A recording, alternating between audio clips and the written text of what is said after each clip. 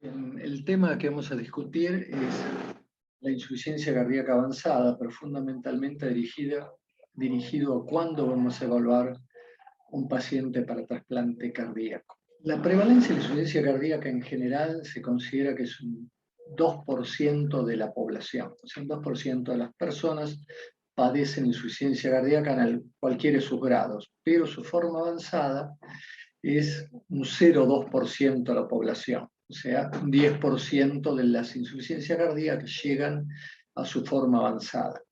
En el círculo a la izquierda se ven los datos de Estados Unidos y Norteamérica, donde se considera que hay alrededor de 7 millones de personas que padecen de insuficiencia cardíaca y 700.000 su forma avanzada. Esto en nuestro país podemos decir que hay aproximadamente 800.000 personas con insuficiencia cardíaca y alrededor de 80.000 presentan insuficiencia cardíaca avanzada. Esto es simplemente para dar jerarquía al tema que vamos a discutir. ¿Qué definimos por insuficiencia cardíaca avanzada? La definición es sencilla. Es un paciente que persiste con signos y síntomas de insuficiencia cardíaca limitante en clase funcional 4, a pesar del tratamiento óptimo que indican las guías. La definición es fácil. El tema es que dentro de pacientes que reúnen este criterio de definición, hay distintas formas, es un cuadro muy heterogéneo, o sea, hay distintas expresiones fenotípicas, ya sea clínicas, por ejemplo, no es lo mismo un paciente que presente insuficiencia cardíaca en su forma anterógrada o con su forma retrógrada, con falla derecha o falla izquierda, aquel que tiene una repercusión humoral distinto que otro, o sea que hay distintas expresiones fenotípicas, distintas formas de manifestarse la insuficiencia cardíaca avanzada, y también múltiples opciones terapéuticas, inotrópicos, asistencia circulatoria, trasplante, y como sabrán ustedes, muchas de ellas no están validadas en estudios clínicos controlados aleatorizados. ¿Por qué? Pues son cuadros muy graves, donde es muy difícil estructurar trabajos randomizados al respecto. O sea, lo que dijimos ahora, que la definición sencilla es una aproximación general al tema. La clasificación, a mi entender, ayuda a entender mejor el problema, por eso vamos a detenernos en la clasificación de la insuficiencia cardíaca avanzada. Aquí hay tres formas de clasificarla en las tres líneas. En la línea central es la clasificación de la New York Heart Association, en la clase funcional de 1 a 4, muy conocidas por todos, no merece mayores comentarios. En la línea superior es la clasificación, los distintos estadios que hace el American College y el American Heart, que vienen A, B, C y D. Y en la línea inferior son los perfiles Intermax, que van de 1 a 7, que van más dirigidos a la insuficiencia cardíaca avanzada. Vamos a hablar un poco de estas dos últimas clasificaciones. Con respecto a los estadios del American College y American Heart, se habla de población en riesgo de padecer insuficiencia cardíaca, son los que tienen factores de riesgo para en algún momento desarrollar insuficiencia cardíaca, llámese hipertensión, diabetes, coronariopatía, etc. Pero todavía no tienen ni daños, presentan síntomas. Cuando el paciente padece daño estructural, hablemos de fracción de acción baja, valvulopatía, secuela de infarto, ya pasa a una categoría B, o sea, no tiene síntomas, pero tiene alteraciones estructurales que lo hacen avanzar en una categoría más avanzada. Cuando ya presenta síntomas, pasa a la categoría C, o sea, tiene síntomas de insuficiencia cardíaca, y ya hablamos de categoría D cuando la insuficiencia cardíaca persiste con síntomas en reposo a pesar de tener el tratamiento médico óptimo. Esta es la insuficiencia cardíaca refractaria. Esos son cuadros progresivos, claro que reúnen a muchísimos pacientes y vamos a ver distintos tipos de pacientes dentro de cada una de las categorías. La clasificación de Intermax, que fue diseñada fundamentalmente para la asistencia circulatoria, divide a los pacientes en 7 perfiles, esa es la definición que le dan. La más grave es el perfil 1, que el término en inglés es crash and burn, o sea, chocado y quemado. Es un paciente gravísimo en shock refractario. La clase 2, el perfil 2, es aquel que se va deslizando rápidamente hacia un muy mal pronóstico, es aquel paciente que a pesar de los inotrópicos no se puede sostener. La clase 3 también un paciente grave, pero se puede sostener estable gracias al apoyo de las drogas inotrópicas. El perfil 4 no necesita inotrópico, pero es un paciente que tiene internaciones repetidas, y aquí lo homologan a los viajeros frecuentes de las líneas aéreas, y hay otros grados de menor severidad, todos graves. El perfil 5 es el paciente que está atrapado, encarcelado en su casa, que no puede salir por los síntomas que tiene. El 6, que puede moverse algo, pero está aún muy limitado para movilizarse. Y la clase 7, un grado menor de insuficiencia cardíaca. Pero evidentemente son todos graves, pero es una gradación que permite dentro de la insuficiencia cardíaca avanzada poder matizar los distintos tipos de esta falla avanzada. Este diapo me parece interesante porque está diseñado para pensar en cuánto tiempo uno tiene que disponer de una asistencia ventricular o de un trasplante cardíaco. Se habla de, obviamente, la gravedad del cuadro clínico del paciente. Y vemos que según el perfil de Intermac, el paciente, por ejemplo, con el perfil 1, que es el paciente en shock cardiogénico, hablamos, en horas hay que decidir la indicación, por ejemplo, de una asistencia ventricular, y en el nivel 2 uno puede tomarse, pero no más de algunos días, en aquel paciente que esté inestable con inotrópicos, y así de esa manera ir graduando los distintos tipos de insuficiencia cardíaca avanzada. Cuando uno compara las 3 clasificaciones que hablamos, vemos que en la línea superior, en el color ese morado, los estadios del American College, American Heart, por ejemplo, el estadio D, aquel refractario, corresponde a los pacientes de la New York Association 4, quizás los 3 avanzados podrían incluirse, pero dentro de esa única clasificación, por ejemplo, de la categoría D o de la discapacidad funcional 4, de la New York Association, vemos que están todos los perfiles del Intermac, o sea, mucho más discriminador la clasificación Intermac. A mí me parece que estas clasificaciones permite mejor ubicar a los pacientes con falla cardíaca avanzada.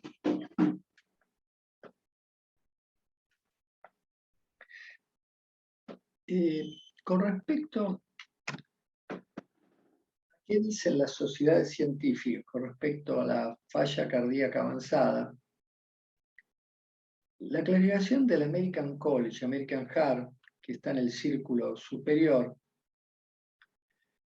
enfatiza fundamentalmente que el paciente tiene que tener una presión arterial sistólica menor de 90 milímetros de mercurio para considerar que está en una falla avanzada y que debe persistir con síntomas muy, muy limitantes. A la izquierda, la Sociedad Europea de Cardiología jerarquiza las alteraciones estructurales, los valores hemodinámicos y los valores de marcadores neuromorales, como el ProBNP y el BNP. La Sociedad Americana de Insuficiencia Cardíaca habla de hipertensión pulmonar y empeoramiento de la falla de DVD.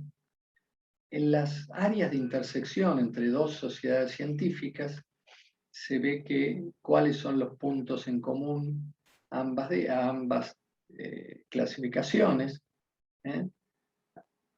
Aquí para la American College y la Europea, aquí para la Sociedad Americana y la American College, aquí para la Europea y la Sociedad Americana de Insuficiencia Cardíaca, y en el centro podemos decir que hay un acuerdo en todas las sociedades que el paciente, para decir que está con falla avanzada, tiene que estar con tratamiento médico óptimo, tiene que tener síntomas severos de insuficiencia cardíaca, hospitalizaciones frecuentes y obviamente deterioro de la capacidad funcional. Hablando del shock cardiogénico, esta es una clasificación, me parece oportuna del American Heart, que habla de pre-shock cardiogénico, shock cardiogénico y el shock refractario. Nuevamente, dentro de un cuadro grave, se puede dividir subgrupos de mayor severidad. El pre-shock cardiogénico, el paciente tiene signos de hipoperfusión periférica, pero aún mantiene la presión sistólica encima de 90 milímetros de mercurio, y no tiene marcadores de sufrimiento metabólico, como el lactato, ni elevado, ni acidosis. En cambio, el que ya tiene shock cardiogénico no puede sostener la presión arterial y él ya aumentó el lactato y tiene mayor acidosis.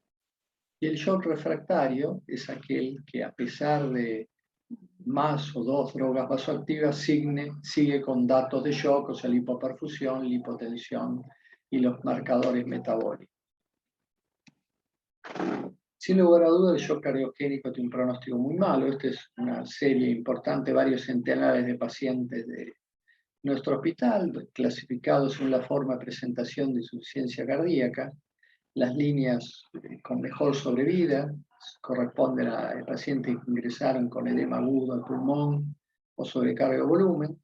La línea inferior con peor pronóstico, la de shock cardiogénico. Fíjense en que tiene una mortalidad dentro de los primeros días muy elevada y se va incrementando mortalidad hasta los primeros meses, y al año uno podría decir que el 50% de esos pacientes fallecieron. O sea, no hay duda que el shock cardiogénico tiene muy mala evolución. ¿Y cuándo identificar un paciente que está ingresando en la insuficiencia cardíaca avanzada? Un paciente hay que tomar la medida y este es el paciente que tenemos que evaluar para trasplante. Esto lo ha desarrollado la Sociedad Europea de Cardiología. Utilizaron este término en inglés, I need help, y se refiere a, tenemos que pensar en un paciente que está en insuficiencia cardíaca avanzada y pensar rápidamente en la evaluación cuando está requiriendo inotrópicos, cuando persiste con capacidad funcional 3-4, cuando va apareciendo enfermedad de otros órganos, empieza a afectar la función renal o alteración en el hepatograma, cuando la fracción de eyección es extremadamente baja y cuando ha tenido choques repetidos del cardiofibrilador.